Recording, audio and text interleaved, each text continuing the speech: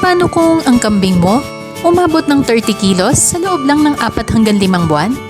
At hindi na basta-basta nagkakasakit ang mga anak? Si Richard may alagang breeder at meat type na mga kambing.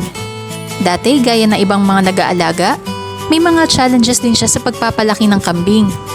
Kapag nanganganak ang mga inahin nila dati, medyo mahihina ang mga anak. Kailangan pa nila magbigay ng antibiotic o magpurga agad. At minsan, hindi talaga maiiwasan, namamatayan pa sila ng mga anak na kambing. May pagkakataon pa na kinukulang sa gatas ang inahin, kaya ina-alternate pa nila ang pagpapadede sa mga anak. Dagdag trabaho at dagdag pag-aalala. Hanggang sa sinubukan nilang gumamit ng Attovy. Simple lang ang paraan.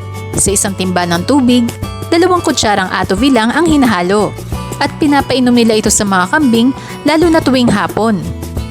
At dito na nila napansin ang malaking pagbabago. Ang mga inahin, mas malakas na magpadede. Hindi na sila hirap sa gatas, kaya mas naaalagaan ng mga anak. Ang mga anak na kambing, masisigla, malalakas at mas buhay. Hindi na tulad dati na madaling manghina. Mas confident na sila ngayon sa pagpapalaki. Bonus pa, napansin din nila na hindi na maanggo ang gatas.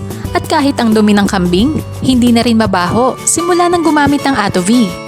Nung nasubukan din nila magkatay, napansin nila na masarap ang lasa ng karne at laman loob. At higit sa lahat, hindi rin maanggo ang karne. Simple lang din ang pakain nila, mga damo at minsan madre de cacao. Pero kahit ganon, umaabot ng 30 kilos ang timbang ng kambing nila sa loob lang ng 4 hanggang 5 buwan. Para kay Richard, malaking bagay ang pagbabago. Mula sa mahihinang anak at mataas na mortality, naging mas malusog, mas mabilis lumaki at mas maayos ang takbo ng kanilang farm. Kung ikaw ay nag-aalaga rin ng kambing at gusto mong mapabuti ang kalusugan, paglaki at kalidad ng iyong alaga, subukan mo rin ang Attovy.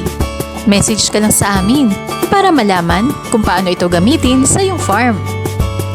Attovy, para sa mas malusog, mas malakas at mas produktibong alaga.